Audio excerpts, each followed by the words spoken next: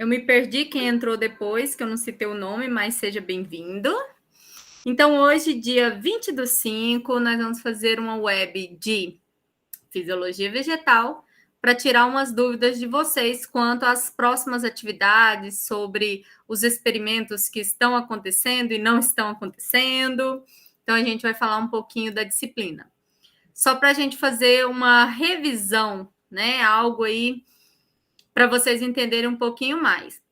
A fisiologia vegetal, ela é um complemento da botânica, ela é um complemento da sistemática, ela é um complemento da anatomia vegetal. Por quê? Na anatomia, vocês aprenderam o nome das estruturas, das partes, dos órgãos. Na parte da morfologia, vocês aprenderam como é por dentro. Então, parte abaxial, adaxial, estrutura da folha, estrutura da planta, vocês aprenderam essa parte. Fisiologia, a morfossistemática, vocês aprenderam a dar nomes. Agora, na fisiologia vegetal, é como funciona por dentro dessa planta. Então, como que essa planta cresce? Como que essa planta se desenvolve, né? Como que essa planta vai realmente se desenvolver?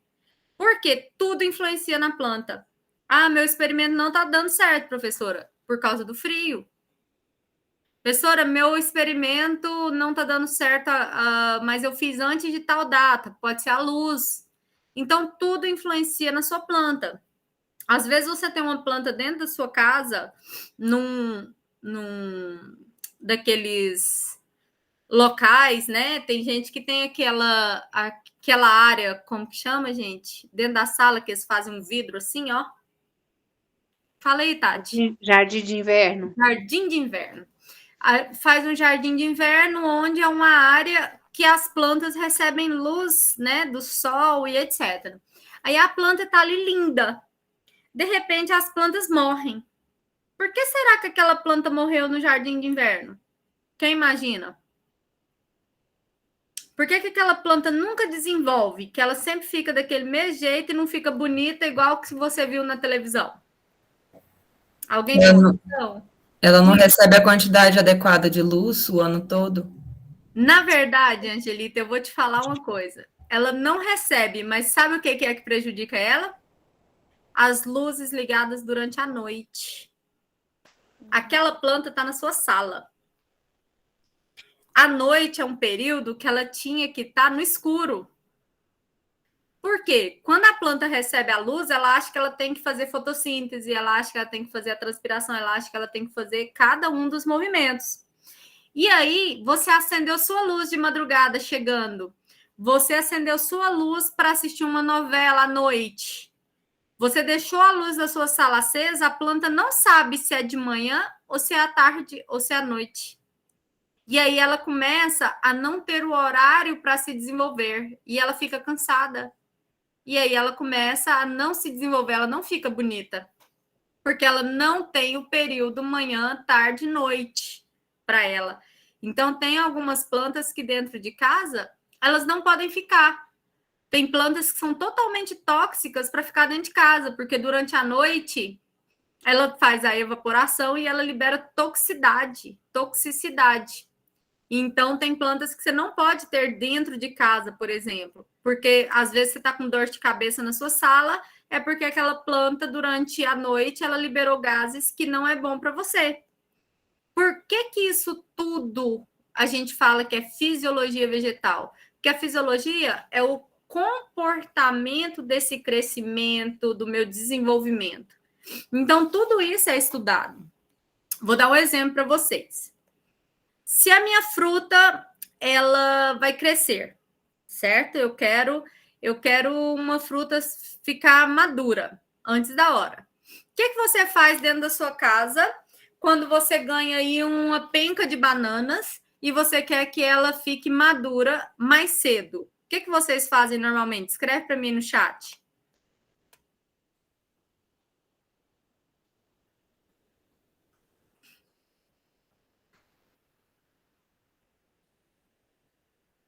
Cadê todo mundo?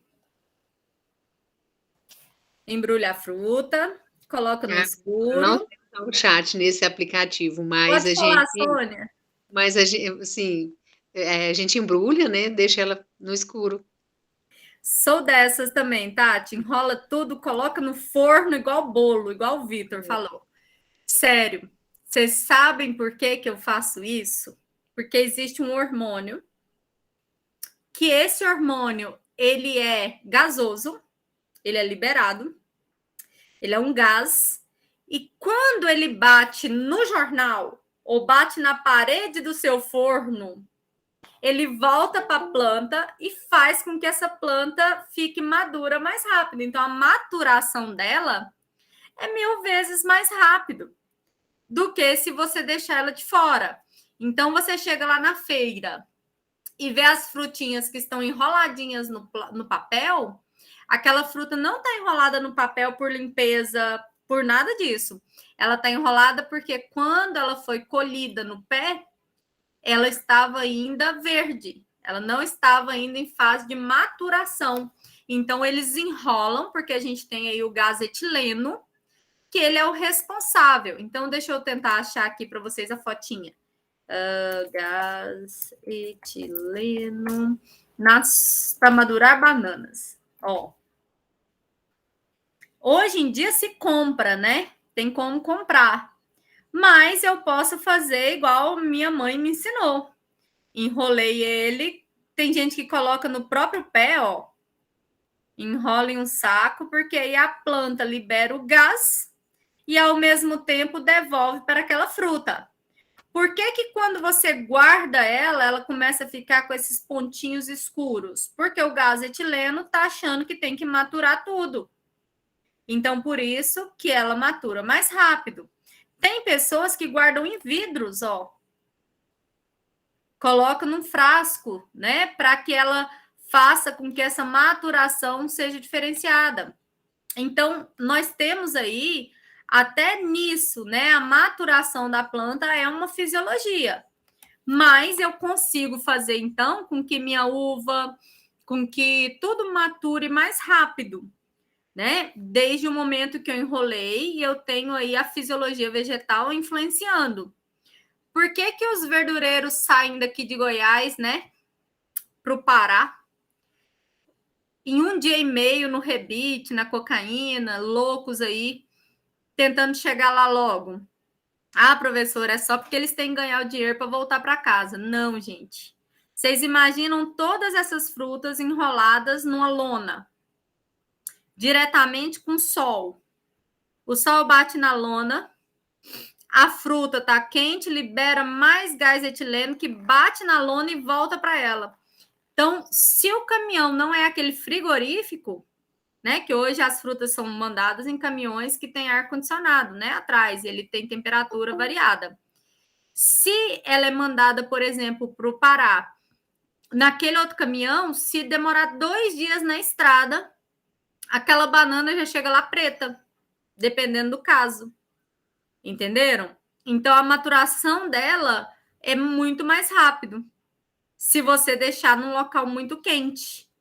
Então, por isso, né, a fisiologia ela vai te ensinando. Tem aqueles outros caminhões que tem um frigorífico que a pessoa pode ir, mas lembra que ele é fechado também. Então, todo jeito vai maturar, não como uma lona, porque ele tem uma temperatura, não vai estar quente, né? Mas, em compensação, a maturação ela é um pouco mais rápida, sim. E aí, a fisiologia ela vai te mostrando isso nos vegetais. Então, eu te pergunto assim, ó. Quando você compra uma fruta, você comprou lá maçã, você comprou uma ameixa, você comprou uma goiaba, guardou dentro da sua geladeira. Você chegou do mercado, na época da Covid, você estava lavando saquinho, agora você já joga o saquinho de qualquer jeito dentro da sua geladeira. Mentira? Você já chega, mal lava sua mão, já pega a fruta, já está comendo, né? Na época da Covid, estava passando até álcool nas frutas, agora acabou. Tem gente que não está nem limpando mais a mão. Beleza. Cheguei do meu mercado, coloquei a minha verdura, a minha fruta dentro da minha geladeira, no saquinho. Fala para mim aí no chat, ou quem não tem chat, igual a Sônia, fala para mim quem amarra o saquinho para guardar a verdura na geladeira. Me conte. Professora, a mãe até amarra, mas os filhos vão lá e rasgam o saquinho.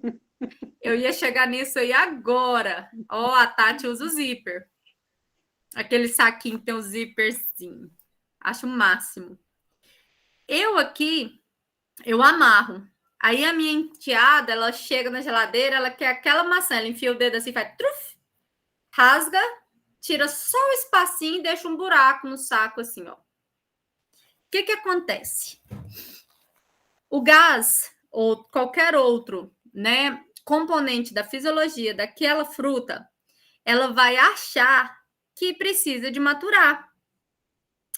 E aí ela acha que ela tem que decompor. Por quê? Eu tenho bactérias aqui no ar. Eu tenho um monte de bactérias que estão aqui, fungos que estão aqui. No momento que eu abrir aquele saquinho, aqueles fungos que estão no ar, eles vão achar que eles precisam de decompor aquilo ali, porque é a função dele. E ao mesmo tempo, né, eu estou com aquele saquinho em lugar refrigerado, mas ele começa a desidratar. Então, por exemplo, eu tenho ali uma couve, se ela está amarradinha no saquinho, ela dura 2 semanas. Se ela estiver aberta na geladeira, ela resseca, quebra e amarela. Isso porque os gases vão fazer toda a ação, já preparando aquela planta para decomposição dos fungos e bactérias. Então, o certo é amarrar tudo e, se for folhas, é guardar no congelador. Engraçado, né? Você falar assim, professora, eu vou guardar minha alface no congelador. Corta sua alface e guarda no congelador para você ver. Ela dura até 1 mês. Toda vez que você for tirar, tira ela, lava, ela vai estar prontinha para você comer sem perder um nutriente dela, sem estar amarela, sem nada. Por que isso? Porque os hormônios delas vão ficar estáveis quando você congelou. Então, as nossas plantas, elas o tempo inteiro estão trabalhando para isso. Quando vocês abrem a disciplina de vocês, lá no... aqui na parte 1, que foi aquela que vocês fizeram um plano de aula sobre ela, né? A gente falou um pouquinho sobre as relações hídricas. O que são relações hídricas? São as relações que a água tem para nutrir a planta. Isso é muito importante. Eu te pergunto, olha só. Você tem uma orquídea. Essa orquídea está lá em cima de uma árvore na hora que você foi passear na floresta, enquanto seu lobo não vem. Você achou uma orquídea lá em cima de uma árvore, num galho. Aí você falou, nossa, essa orquídea, ela é lá daquela parte da relação ecológica que ela suga tudo da árvore. Aí eu falo para você assim, não, ela não traz prejuízo para a espécie que ela está morando. Ela é somente uma inquilina. Ela é inquilinismo, onde ela não prejudica a árvore que ela está morando, diferente do cipó e etc. Ela é uma epífita, certinho. Ela está lá em cima daquela árvore. Aí você fala assim, professora, mas ela vai morrer, porque ninguém está aguando ela em janeiro, em fevereiro, tá beleza, mas em agosto. Aí você fala para mim, em agosto, essa planta, essa orquídea vai morrer. Aí eu te falo, beleza, traz essa orquídea para dentro da sua casa. Aí você começa a colocar água nela todos os dias. O que vai acontecer com essa orquídea, gente, se você colocar água nela todos os dias? Quem sabe? Vai crescer linda. Não. Ela vai morrer. Por que ela vai morrer? Porque a orquídea retira a água do ar, do H2O, da evaporação. Ela não precisa em si da água todo dia. Você pode aguá-la de 8 em 8 dias, 7 em 7 dias, porque Goiás é um clima muito seco em determinadas áreas, em determinadas épocas do ano, né? Então, eu tenho aí, por exemplo, agosto, setembro, que é muito seco. Então, eu vou aguar minha orquídea uma vez por semana. Se eu colocar água nela todos os dias, ela vai morrer, ela vai mofar. Ela vai morrer, aquela parte da raiz dela, ela vai apodrecer. Por que isso? Porque ela retira do ambiente toda a parte que ela precisa da água. Por isso, ela tem uma fisiologia diferente das outras plantas. Por que o cacto consegue ficar tanto tempo aí, até 2, 3 meses sem água, né? Tem algumas espécies de cactos, como o mandacaru, que ele consegue ficar até ano sem água, certo? Por que isso? Porque ele armazena dentro dele uma quantidade de substância e durante a noite ocorre a transpiração, né? E ele vai ter ali toda a parte que ele puder, ele vai adquirir durante a noite e armazenar naquela planta. Tanto que os ribeirinhas, né, o pessoal que mora mais no sertãozão ali do São Francisco e etc., né, eles pegam o mandacaru, colocam na fogueira para os espinhos ficar mais mole, pegam o facão, cortam os espinhos todinho. A casca do mandacaru eles dão para o gado comer e aquele gel de dentro eles comem junto com os filhos, porque é a forma deles estarem hidratados e alimentados. Isso em várias épocas do ano. Eu fui no sertãozão conhecer o Cânion do São Francisco, lá em Piranhas, fica em Alagoas com Sergipe. E aí, chegando lá, é a Rota do Cangaço, é onde o Lampião ficou escondido no meio do mato meses, até pegarem ele, né, e matar. E aí eu perguntei, né, eu falei assim, como que o Lampião conseguiu ficar num lugar desse aqui? Você anda lá, gente, parece que tá 45 graus, não tem uma árvore, só a caatinga mesmo, cacto em tudo quanto é lugar, e você tem a água do São Francisco, mais aqueles canyons, aqueles locais, e aí o guia me explicou que todas essas pessoas se alimentavam do mandacaru, por essa absorção devido à fisiologia dessa planta. Né? Então, assim, é super interessante. E eles ainda conseguiram uma forma de tirar os espinhos, né, para poder alimentar. Então, tem plantas que conseguem ficar 3, 4 meses, 1 ano, 2 anos sem água, dependendo da espécie.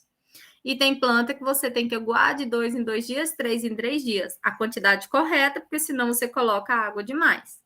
Né? Então, assim, não adianta. Você acha que você está lá aguando e dando mais água para ela que ela vai sobreviver. Na verdade, você está deixando a folha muito túrgida, onde a parede celular daquela folha está custando ficar firme, e uma hora ou outra ela pode estourar e a planta morrer porque você colocou água demais. Então, tudo na quantidade correta. Vocês estão me entendendo? Está muito rápido? Tá indo? Ok. Tá beleza? Se tiver muito rápido, vocês me falam, tá? Então, essa parte hídrica, ela vai me mostrar os transportes, ela vai mostrar como porque no tecido daquela planta, dependendo da espécie, eu tenho plantas que têm 90%, 80% aí, né, dessas plantas, elas têm, a maior parte dela é água, assim como o nosso corpo, né, que no nosso sangue a maior parte da composição é água também. Então, a gente vai verificar aí aproximadamente aí das raízes, o que ela absorve, etc., né, é água. Então, na nossa primeira atividade, eu coloquei para vocês uma apostila de fisiologia vegetal. Essa apostila aqui, pessoal, ela é muito interessante, porque ela fala um geral da disciplina. É uma disciplina que a gente usa aqui na UEG no presencial, né? Para ministrar essa aula, não é a apostila de prática, tá? A apostila de prática a gente ainda não chegou nela. Então, aqui nessa apostila, ela é da UFC e a gente vai ver aí toda a parte de estruturas hídricas, como que é a nutrição mineral, porque a planta retira do solo, a água e o mineral. Vocês lembram da outra disciplina, quando a gente estudou xilema e floema? Xilema, ele retira do solo água e sais minerais. Floema retira hormônios e todas as sínteses biológicas, né? Aí vem a fotossíntese, vem aqui, ó, os hormônios aqui dentro do floema, a respiração da planta, a diferença deles, a influência da luz na planta e a frutificação, dormência, etc. Então, nessa apostila aqui, ele está bem completinho para tentar ajudar vocês aí direto nessa parte do estudo. A gente estava no 1, né? E aí, assim, no geral, a atividade do 1 era mais questão de professor, onde a gente falou um pouquinho para vocês fazerem um plano de aula, e eu pedi para que os tutores eles pudessem avaliar vocês, independente se foi feito para ensino fundamental, médio, para que eles avaliassem iguais, porque alguns alunos tiveram dificuldade para colocar para ensino fundamental, para um período normal. Então, a atividade ela ficou mais aberta para a correção dos tutores, então ficou o plano de aula referente a um dos conteúdos aí evidenciados na fisiologia. Então, você poderia estar falando da fotossíntese e etc. Qualquer um desses, eles começaram a verificar. Isso aí, Jair, seiva bruta, xilema, elaborada, floema. Lembra que o bruto é água e sais minerais, a elaborada são hormônios e os outros produtos que ele vai produzir, né? E aí a gente chega na O2, que é a que vocês estão fazendo agora para entregar daqui 5 dias. Agora a gente fala sobre o experimento. Mas aqui a gente está falando sobre a fotossíntese. Porque a fotossíntese ela depende da luz. É o que a gente estava falando aqui. O sol emite a luz. A folha daquela planta absorve o CO2, libera o O2, né? Ocorre a síntese da glicose, a produção aqui do açúcar. Também vai ocorrer aí a respiração daquela planta. Isso aqui é bioquímica, vocês já aprenderam com... Acho que foi comigo, não me lembro se foi eu com vocês, né? Então, essa parte aqui da seiva elaborada, né? Que ela está aí sendo trocada com os nutrientes da planta com o solo, e a seiva bruta, que a água está subindo para que ocorra, então, a transpiração e etc. E aí a gente vai ter nessa planta, né, o xilema, o floema, entrando pela raiz, subindo pelo caule e fazendo as trocas gasosas nas folhas. E aí, para essa atividade, a gente propôs um questionário, né, um envio de atividades, mas que ele tivesse a ver com a fotossíntese e respiração. Deixa eu colocar aqui no formulário do aluno. Deixa eu ver se...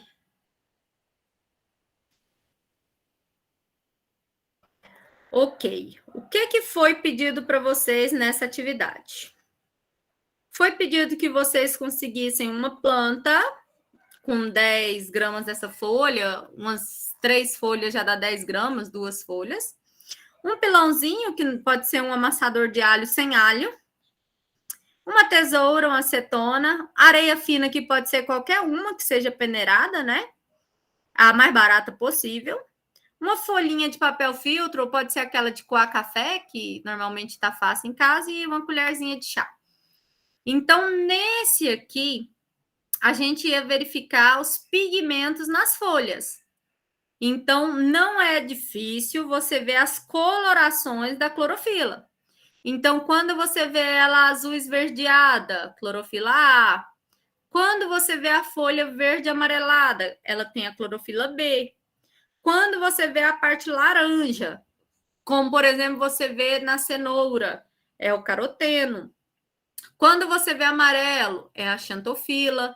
Então, aqui você vai fazer a observação, tirar as fotos para relatar sobre essas cores e esses pigmentos. Ao mesmo tempo, nós temos como ver a questão da respiração. Então, a princípio, tivemos 2 perguntas. O que é respiração celular e em que período do dia vai ocorrer mudanças nos produtos, nas plantas, né? Como eu estava falando para vocês no início hoje, sobre você ter uma planta dentro de casa e você acender a luz durante a noite. O que é isso? É o fotoperiodismo.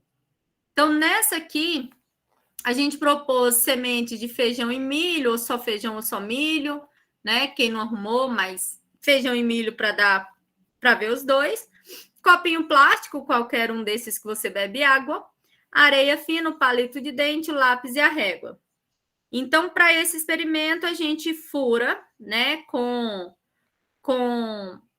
a pontinha do lápis, você faz os 5 buraquinhos em cada uma das áreas no copo, né? Separados aí com areia. E aí, nesses 5 furos no copinho, você vai colocar aí. Você pode furar com um palitinho de dente, que fica até mais fácil, e encher até aí a bordazinha com areia. Plantar 5 sementes de feijão em cada copo, ou, né? E também, né? Quem fez a de milho. Fazer o experimento, os dois ao mesmo tempo. Então, quando você coloca ele, um copo fica na luz, que foi o caso, né, que a gente estava falando. Um deixou em cima do guarda-roupa, o outro deixou no local da sala, o outro deixou num local sem luz, dentro do armário. Então, ela era para vocês verem quando esse copo fica na luz constante, que é a luz natural, o que acontece?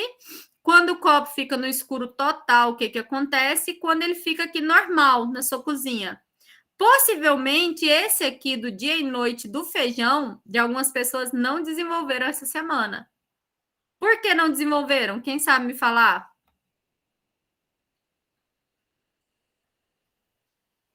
Alguém passou por isso? Do feijão não desenvolver?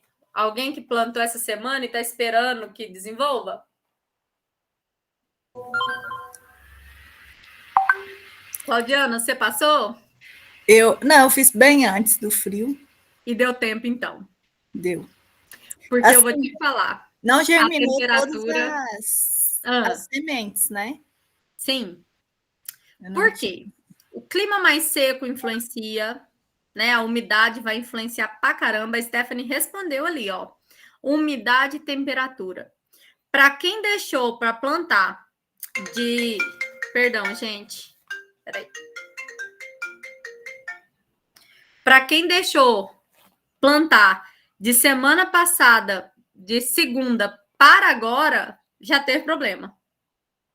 Por que teve problema? Por causa do frio. Ele não vai desenvolver. Paloma, por causa do frio, tá? Possivelmente, ele desenvolve enquanto está dentro da areia. Na hora que ele sai um pouquinho, ele murcha.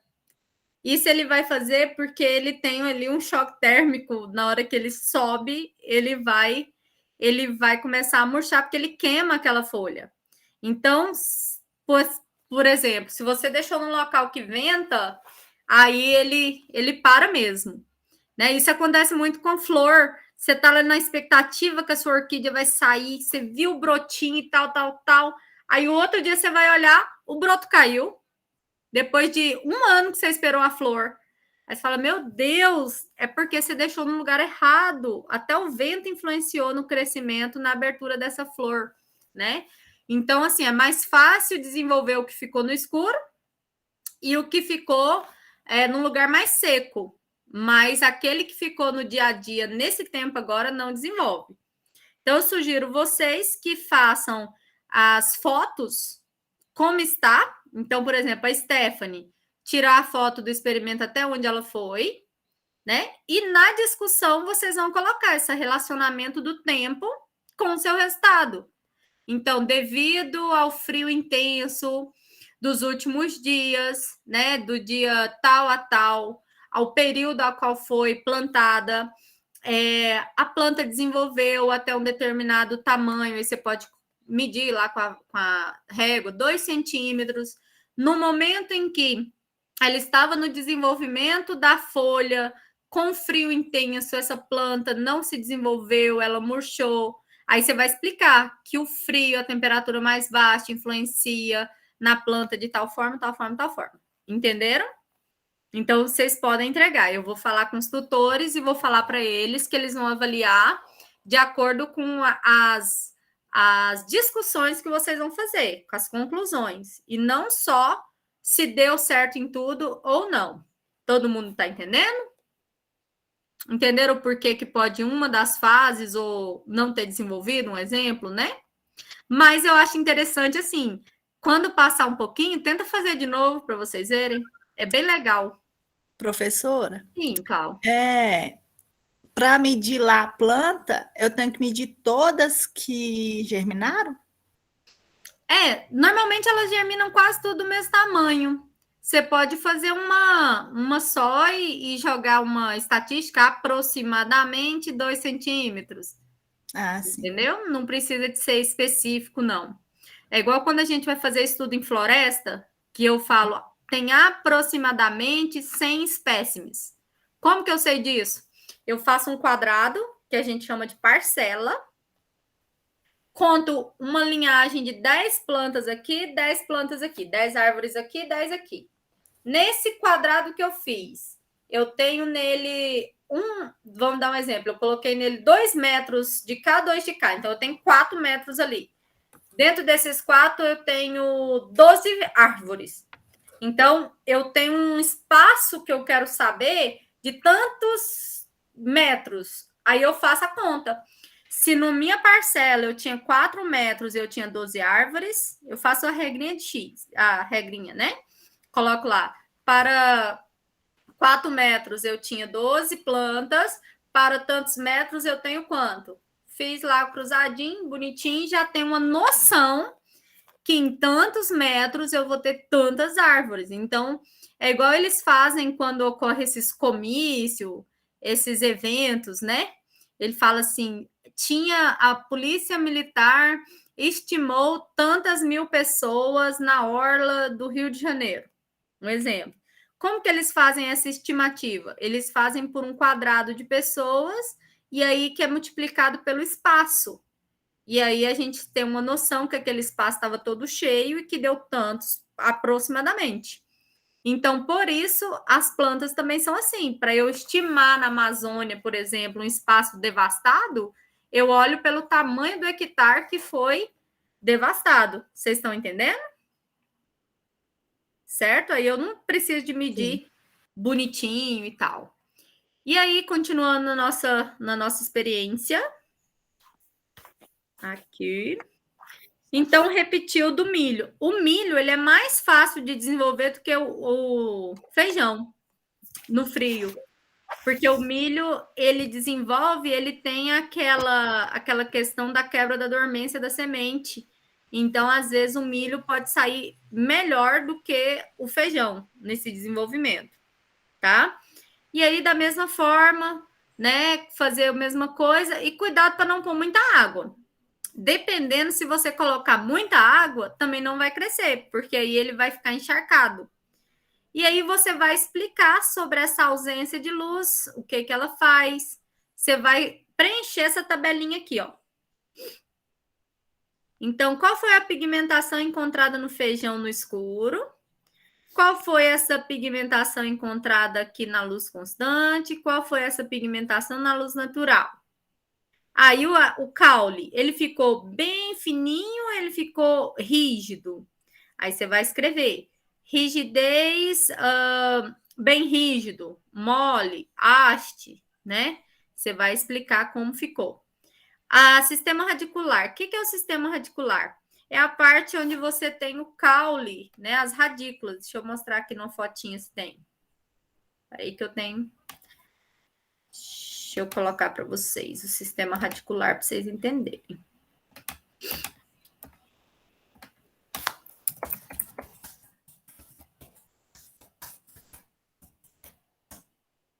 Então, eu tenho o sistema radicular do feijão.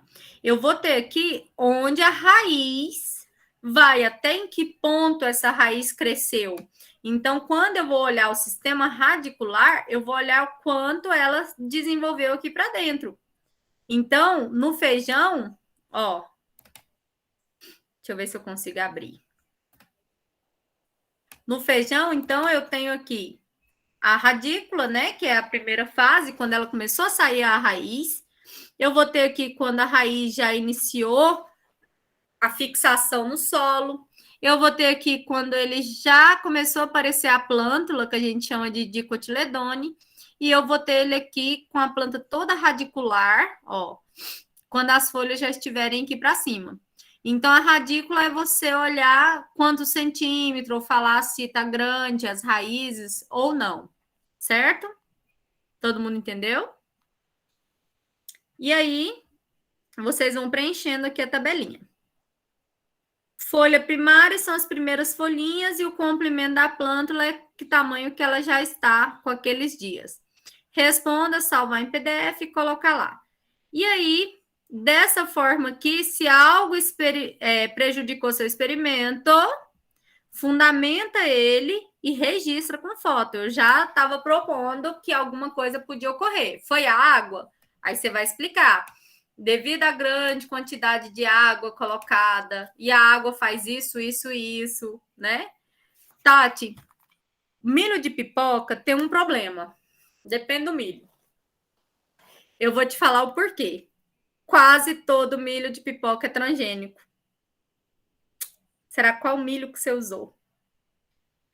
Quase todo milho de pipoca hoje vendido no mercado é transgênico para fazer com que a pipoca estoure. Você lembra antigamente que a gente comprava um saco de milho e ia estourar, metade estourava e metade ficava na sacola? Hoje em dia se usa o transgênico. Para quê? Para que ele estoure tudo, né? Mas assim, o transgênico é só porque a gente não sabe como ele vai se comportar, mas comporta. O milho transgênico é porque ele tem um bacilo, é uma bactéria que chama Bacillus thuringiense, por isso que ele é chamado de milho BT. E aí essa bactéria, ela ajuda com que esse milho não tenha influências e tal. Mas eu acho que vai desenvolver, Tati. A Stephanie também usou. Uma, né? Uma mudinha. Deu? Desenvolveu? Ainda não, nada. Passa no Ti da feira e fala: Ti, me dá aí 1 grão da sua espiga de milho, por favor. Pois é, não, eu vou comprar, né? Mas eu falei, poxa, vou comprar uma bandeja. Menina, sabe o que eu fazia? Eu comprava, fazia ele cozido e tirava aí umas 10 sementinhas para poder fazer meus experimentos. Aproveitava e ainda comia com manteiga.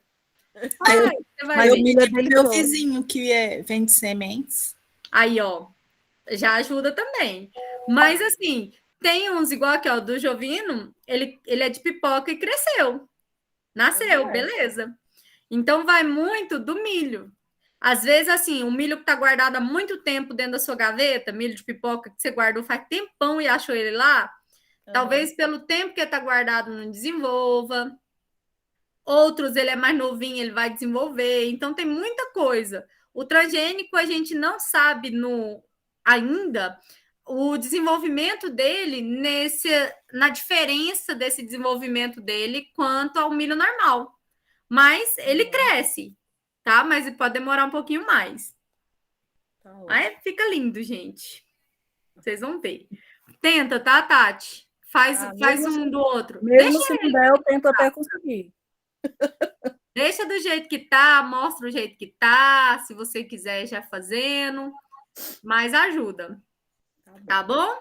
Tá ótimo. E aí, nós vamos aqui para nossa terceira atividade online. Eu acho que hoje eu vou explicar até a terceira, porque a gente tem outra web daqui a um mês. Então, eu explico a próxima, vocês já ficarem sabendo dela.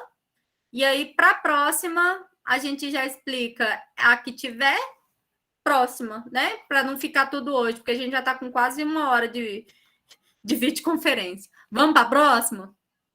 Ó, essa vocês não começaram. Alguns já. Então, aqui a gente vai falar sobre o crescimento. O crescimento é o que eu estava falando para vocês. Por exemplo, a questão da banana, né? Do fito-hormônios. O que faz com que aquela semente cresça, desenvolva, né? Que tenha lá... Pensa no maracujá. A flor do maracujá, para depois as sementes, para depois o fruto. Então, os vegetais, eles têm essa capacidade de desenvolver de acordo com a necessidade do local. Então, ele pode estar em fatores aí com pouca vitamina no solo. Por que que o coco verde, ele é mais gostoso no Nordeste? Você fala, é porque eu estou olhando o mar, professora, né? Eu tomar o coco verde aqui em casa é porque eu estou doente, com diarreia, no mínimo. Normalmente é isso, em casa, né? Quando você não está com muita sede na rua, você vai lá e toma. Ô, Selma, então, seja bem-vinda. Então, olha só, o coco, quando você toma ele lá na praia, você fala, nossa, mas que coco gostoso. Aí você fala assim, nossa, o coco daqui é melhor. Realmente é. O solo do Nordeste, ele tem uma quantidade de minerais diferente do solo nosso. Então, o solo de lá para o coco, ele é muito melhor do que o de Goiás. Assim como o solo de Goiás para a soja é muito melhor do que o solo do Nordeste. Você não vai ver aquelas plantações gigantes de soja no Nordeste, você vai ver de cana, você vai ver de coco, você vai ver de outras coisas, porque o solo de cada local, ele é rico em determinado nutriente a mais. Tem lugares que você vai tomar água mineral que te dá diarreia, o goiano. Você vai lá para o Nordeste, você vai lá para João Pessoa, você pede uma água e não tem água, e você quer beber água, você bebeu água da torneira.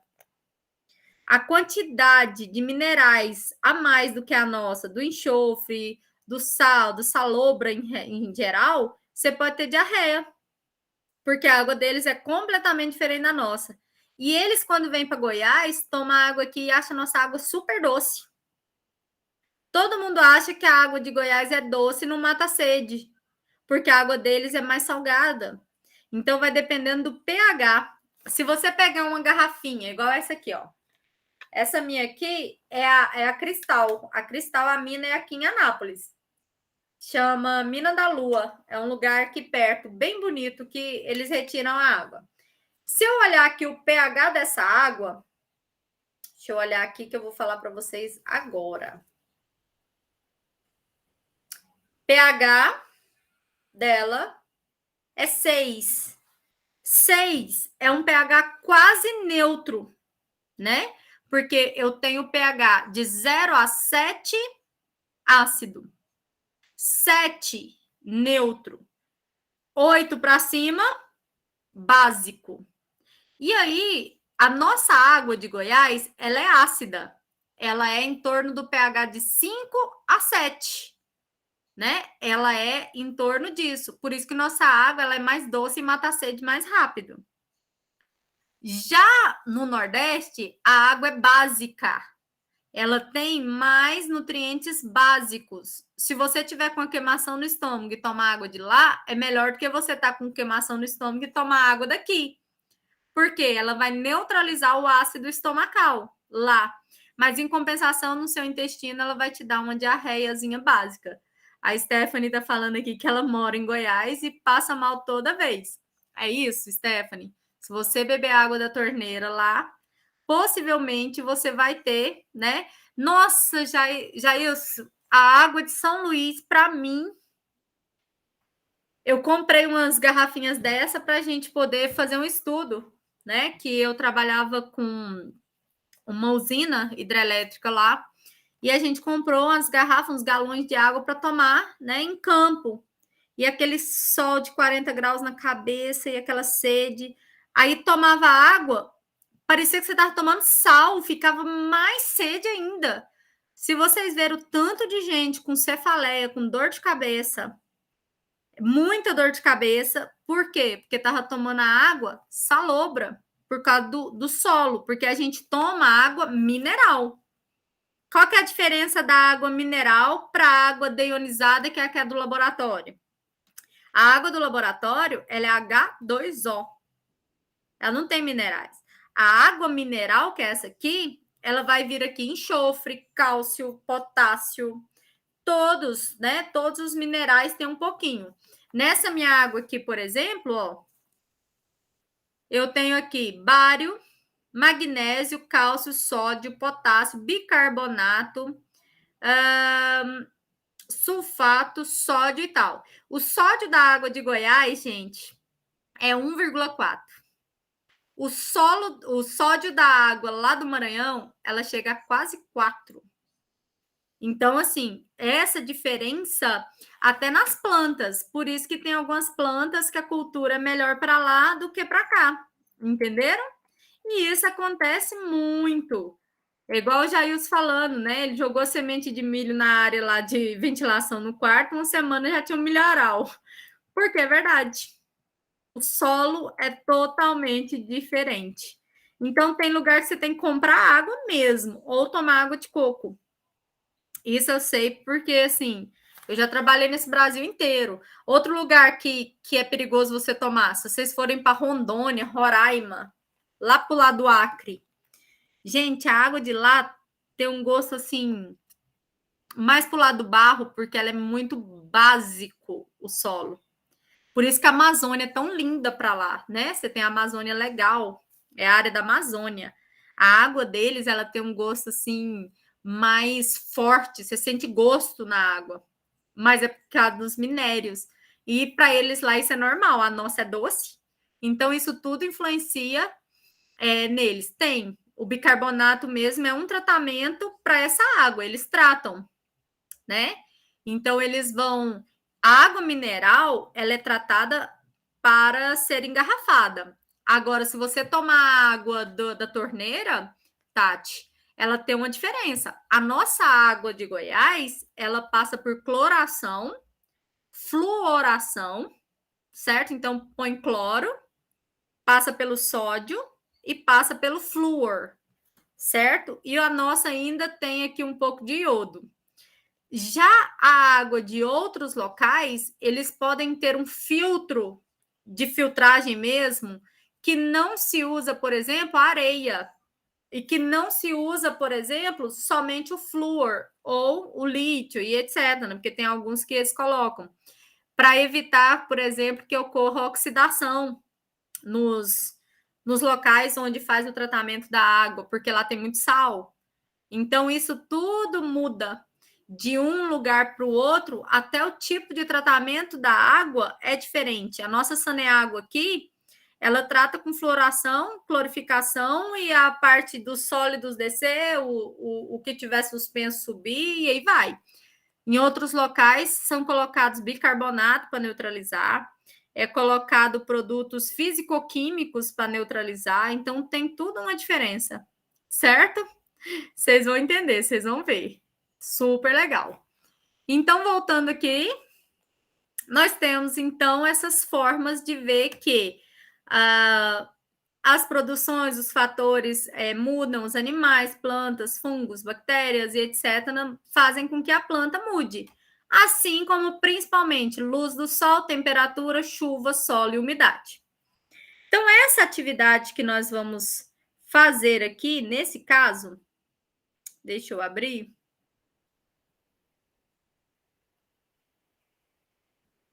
Sei que já está dando uma hora, mas hoje é sexta, né? Vocês estão de boa? Mentira. Vamos lá. Então, nossa atividade 3. Aqui a gente vai verificar os fatores abióticos e os fatores bióticos.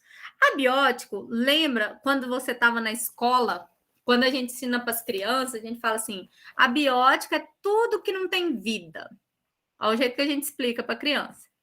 É tudo que não tem vida. Então, é o ar, é a terra, é a pedra, é isso. Então, a gente explicava desse jeito para as crianças. Hoje em dia, como você explica para os seus alunos o que é um fator biótico e abiótico? Quem sabe me dizer? Quem sabe me dizer, hein?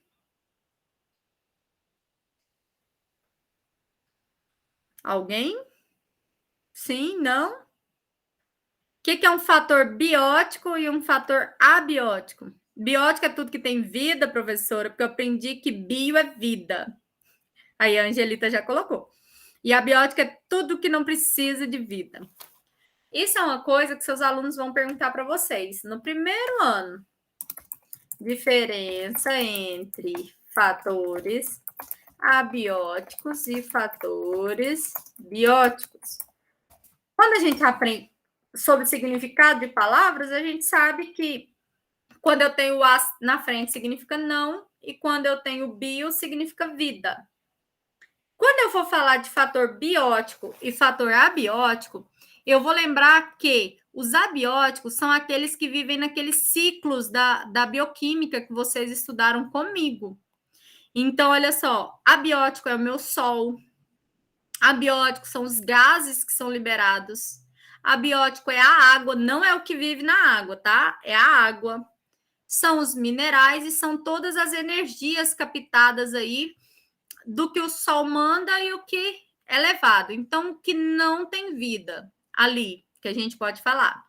E os fatores bióticos, eu entro na cadeia alimentar, são os produtores, são os decompositores, são os consumidores. Então, eu vou ter planta, vou ter alga, vou ter os animais, vou ter aí os fungos, vou ter as bactérias, eu vou ter aí os nossos 5 grupos de seres vivos. Então, eu vou ter aí protista, monera, fungi, animal e vegetal. Então, eu vou ter os 5 tipos aí compondo meus componentes bióticos, certo? Então, fica muito mais fácil para eu verificar o que é um componente biótico e o que é um componente abiótico. Então, abiótico, eu vou estar vendo a influência de sol, frio, né, dos gases e da energia térmica no meu experimento. Então, é isso que vocês vão verificar no experimento de vocês. O que é que está proposto aqui? Vamos lá. Para a realização do experimento, vocês podem formar um grupo, como pode fazer individual. Eu acho mais fácil individual, porque eu nunca gostei de fazer trabalho em grupo, então eu deixo aberto para vocês. 5 copinhos de papel. Você pode fazer seu copinho, tá? De papel. De 250 ml, mais ou menos. Terra, normal. Sementinha do feijão, palitinho de dente e um lápis. A turma pode se reunir para comprar os materiais, dividir em grupo ou pode fazer sozinho. Pegue os copos e faça 3 furos com um palito de dente no fundo de cada um. Aqui eu fiz 5 furos, mas a princípio vocês vão fazer 3, tá bom? É porque eu usei a mesma fotinha do experimento anterior. Encha os copos com quantidade igual de terra, certo? E aí vocês podem colocar aí 1,5 centímetros na borda, para você saber que tanto de terra você vai colocar. Põe a réguazinha dentro do copinho e vai pondo terra até dar 1,5. Faça 5 buracos agora, superficial, na terra vegetal. Você vai furar a terra, ó. Não é o copo, é a terra. Fiz o pontinho lá do lápis. Peguei o lapisinho, furei ele. E aí, agora você vai plantar 5 sementes de feijão em cada copo com terra vegetal.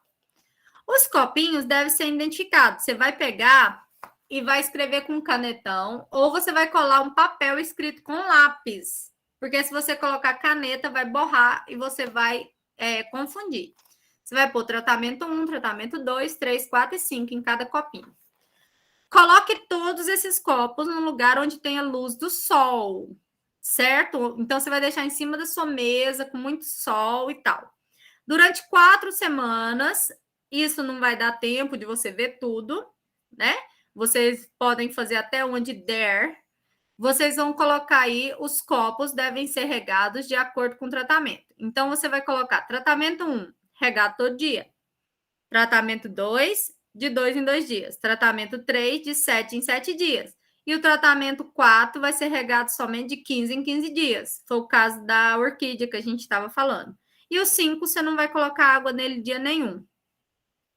Então, aqui, né, os tratamentos são da mesma forma, vocês vão padronizar a quantidade de água, o mesmo horário do dia, e vai anotar as referências dessa planta a cada 7 dias. Então, no primeiro 7 dias, que é o dia que você vai aguar uma delas pela primeira vez, você já vai anotar como está a sua plantinha. Então, meça a altura da planta com auxílio da régua e tire foto a cada 7 dias. O que você vai responder para mim? Em qual tratamento o feijão cresceu e o porquê? No final dessa etapa, né? Quais as consequências do déficit hídrico? Então, aquela planta que você não colocou água, teve consequência ou não? Faça um gráfico mostrando, né? Pode ser no Excel, você vai colocar lá, plantinha 1, cresceu 3 centímetros. Plantinha 2, tratamento 2, cresceu 3. O 4 não cresceu. O 5 cresceu tal e o 6 não cresceu. Então, é só fazer um gráfico, né? Pelos centímetros mesmo que vocês conseguiram fazer. É bem facinho. É Excel normal, tá?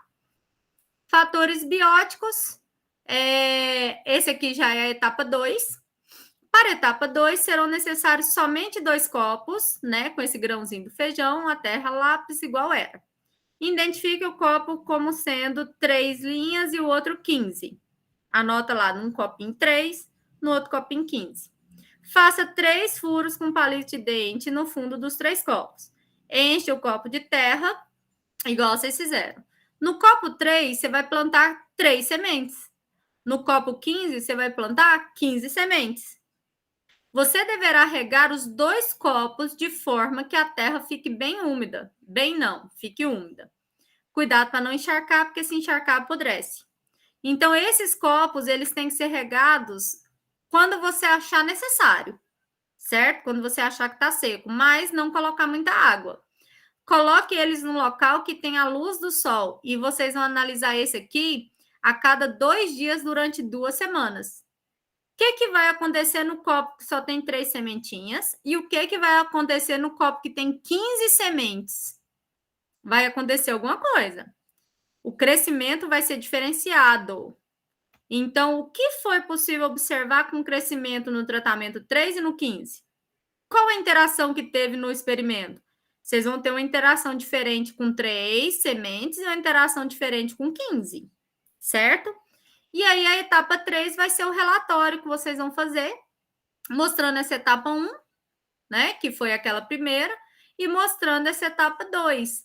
Aí vocês vão colocar a folhinha de rosto, a introdução falando, a metodologia que vocês usaram, que já está aqui pronta, os objetivos que já está aqui aqui no modelo, e colocar os resultados que vocês acharam. Se possível, já com suas fotos. Cuidado com plágio, tá certo? Então, assim, coloquem aí no mínimo 3 fotos por experimento. Então, eu citei aqui uma foto de tal por semana. Vocês podem seguir aqui as dicas que eu coloquei. E aí, tem alguns materiais para ajudar vocês na escrita do relatório. O relatório pode ter aí de 5 a no máximo 10 páginas, não colocar muita coisa, não colocar foto muito grande, porque senão vai aumentar o número de página, tá certo? Então, no máximo 10 páginas. Se tiver mais de 10 páginas, o tutor pode tirar nota, tá certo? Por que a gente já está fazendo esse? A gente já está falando dele hoje, porque vocês podem já montar ele agora, porque ele vai demorar. Vocês viram que são 4 semanas aí, que dá 1 mês, né? Para vocês fazerem o estudo. E o interessante dele é quando a gente está dando aula, gente, os alunos acham o máximo, os pais dos alunos vão na escola para falar que o aluno está gostando do experimento. Eles adoram ver esse desenvolvimento, tudo isso, eles amam, tá?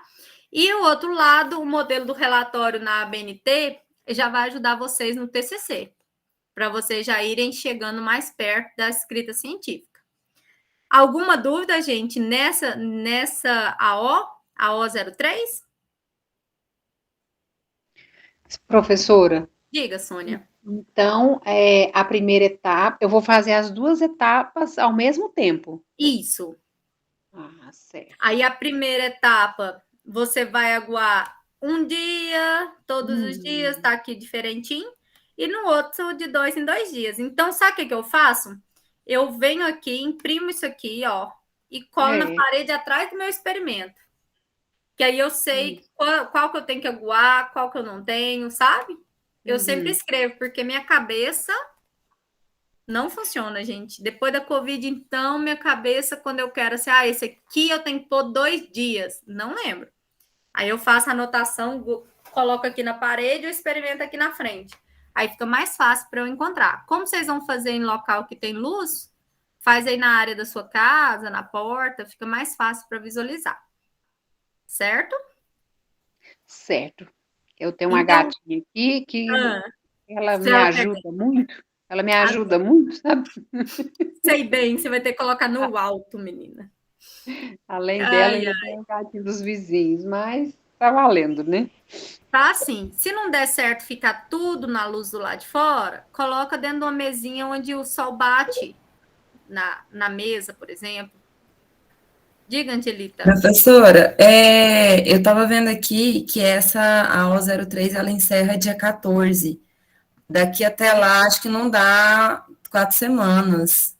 Não, eu acho que eu vou pedir para colocar para o final do mês. Eu vou falar com a Mara, tá? Para a gente alterar essa data. Porque hoje, essa atividade, ela seria do dia Do dia 23 até o dia 23, 14. depois de amanhã, até dia 14. Eu fiz a conta no dia, dá sim. Aqui, ó. Mas daí ele dá bem em cima, e assim, para escrever o relatório, acho que fica meio É complicado. porque dá no dia 6. Tá Ó, bom, professora? 23, 23, 30, 6 e 13. Não, vamos fazer assim, eu vou pedir para a Mara para a gente colocar essa atividade para dia 26. Ai, se puder, ajuda, porque tá tão corrido fazer tudo. Não, eu vou pedir sim. Aí, assim, a gente não vai mudar que vai vencer agora dia 25, tá? Vocês vão colocar de acordo com os resultados que vocês já têm. O que nós vamos mudar é a próxima, para encerrar dia 25, para vocês terem um mês para fazer. Combinado? Combinado, obrigada. Certo? Então fica mais fácil. E aí eu já vou mandar para a Mara aqui agora e a gente já resolve.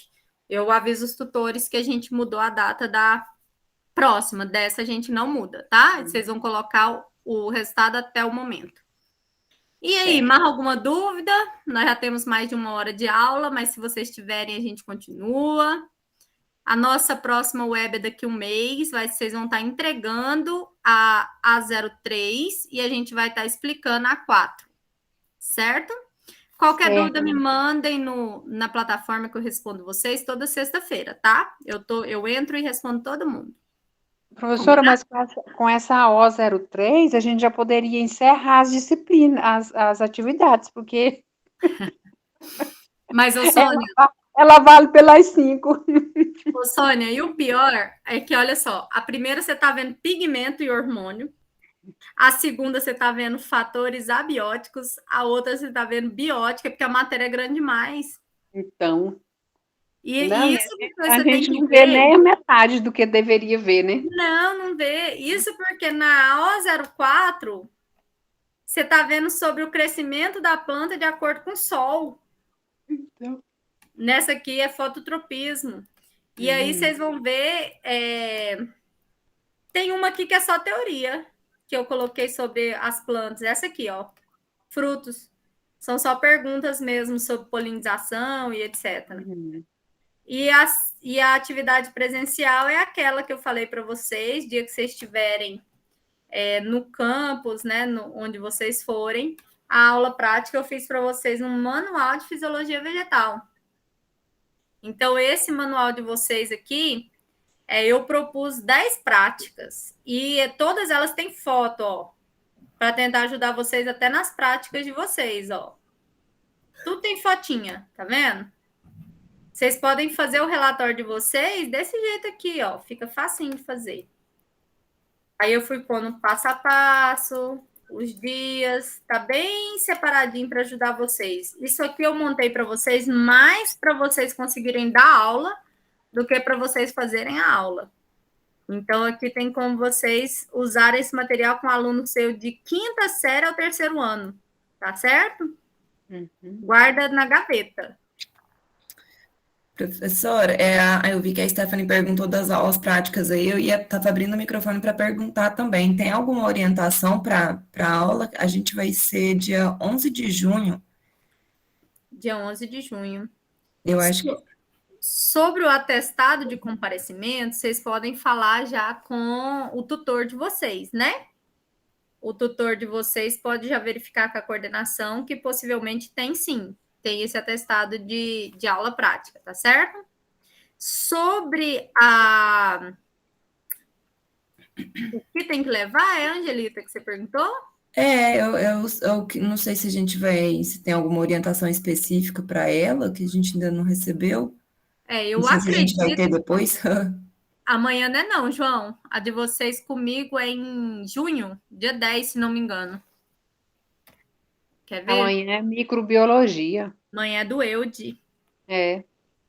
Eu ajudei ele a fazer aquele manualzinho, ficou lindo. Aqui, ó.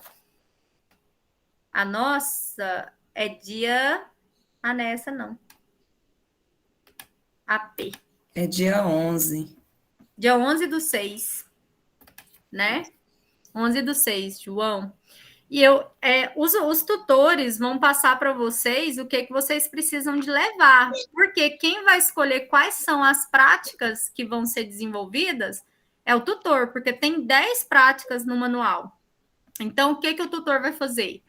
Talvez o tutor de Aparecida escolha 5 práticas tais, e o tutor de São Simão, ele olha e fala assim, não vou achar essa batata e eu vou fazer essas outras 5 práticas. Então, pode acontecer de ser diferente por polo, entendeu? Eu propus 10 para eles escolherem a quantidade que eles acham que vai dar naquele dia. Então, é um roteiro que eu vou até cobrar deles já, né? Para eles já falarem quais são as práticas que vão ocorrer e se vocês vão ter que levar alguma coisa, porque, por exemplo, tem batata, lápis, um copinho, essas coisinhas. Aí eu vou falar direitinho com eles, tá certo? Aí logo vocês vão estar recebendo essas informações específicas de cada um dos polos. Tá ok? Beleza. Então era isso, pessoal. Qualquer dúvida pode me mandar lá na plataforma. Se for uma dúvida grande, eu falo no grupo de tutores para eles passarem para vocês, tá? Então fiquem com Deus. Boa noite. Na segunda eu mando a gravação para a Luana, tá? E aí, qualquer coisa que vocês precisarem de mim, eu tô aqui. Beijo, bom frio para vocês, bom final de semana. Boa aula amanhã, tá? Se cuidem. Fiquem bem, pessoal. Obrigada. Melhoras para você, professora. Muito obrigada. Eu vou deitar ali, ó, minha coberta. Vou deitar ali agora. Menina, depois dessa vacina da Covid, de